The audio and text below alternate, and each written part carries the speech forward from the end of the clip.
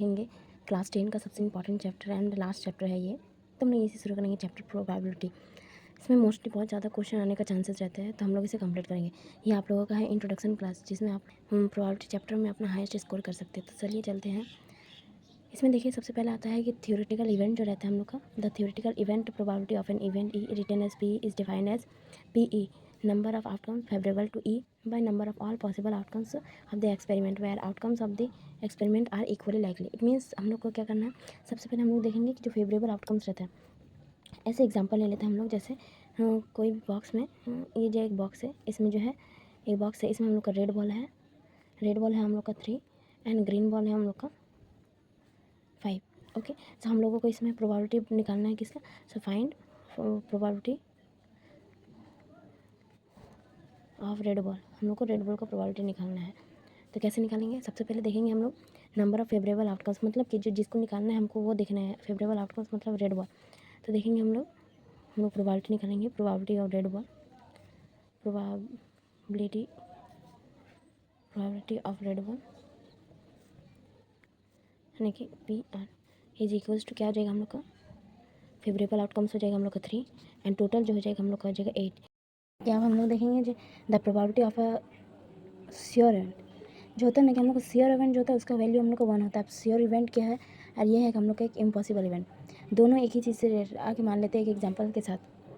जैसे कोई एक बॉक्स है, उसमें हम लोग का है पिंक बॉल जो है, पिंक बॉल है हम लोग का 9, बॉक्स है जिसमें पिंक बॉल 9 है। ओके, हम लोग को फर्स्ट में निकालना पड़ेगा, एक है probability of a pink ball, probability of a pink ball, pink ball का प्रोबेबिलिटी निकालना है। तो यहाँ पर हम लोग को टोटल निकालेंगे, तो टोटल भी हम लोग का 9 ही हो जाएगा। Probability of a pink ball is 9/9 that is 1। तो ये हो गया हम लोग का श्योर इवेंट। यहाँ पर हम लोग को पता रहेगा कि उस बॉक्स में जिसकी प्रोबेबिलिटी निकालना वही है, तो वो हम लोग को वैल्यू 1 आ जाएगा और वो श्योर इवेंट हो जाएगा। सेकंड लेते हैं, मान लेते हैं कि हम लोग को प्रोबेबिलिटी क्या निकालना है, रेड बॉल का, प्रोबेबिलिटी ऑफ रेड बॉल। इसमें क्या हम लोग का रेड बॉल तो नहीं है, रेड बॉल पिंक बॉल 9 है, टोटल भी 9, तो हम लोग का रेड बॉल आ जाएगा 0 एंड टोटल बॉल आ जाएगा 9, दैट इज़ हम लोग का 0/9 इज 0। इट मीन्स ये हो गया हम लोग का इम्पॉसिबल इवेंट। इम्पॉसिबल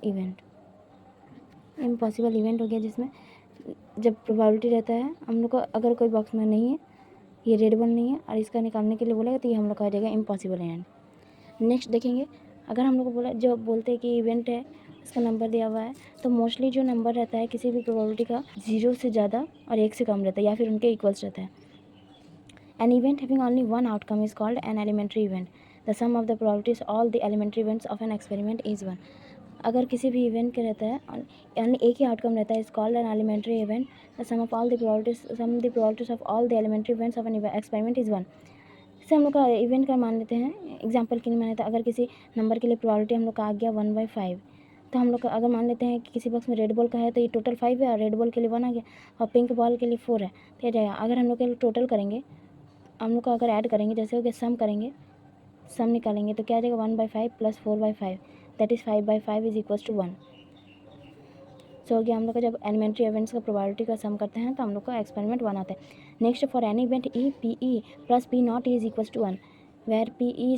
अब नॉट ई का मतलब क्या होता है, जैसे एक बॉक्स है, ओके, उसमें रेड बॉल है, रेड बॉल जो है वो हम लोग का है 3 एंड ग्रीन बॉल जो है हम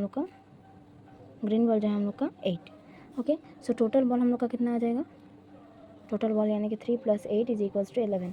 ओके, अब हम लोग को निकालना क्या है, ई नॉट ई मतलब क्या, ये जो है प्रोबेबिलिटी ऑफ नॉट ई जो होता है ना, नॉट ई मतलब क्या होता है कि वो इवेंट नहीं रहता है, मतलब कि not a red ball means not red ball. Not red ball का हम लोग वैल्यू कैसे निकालेंगे,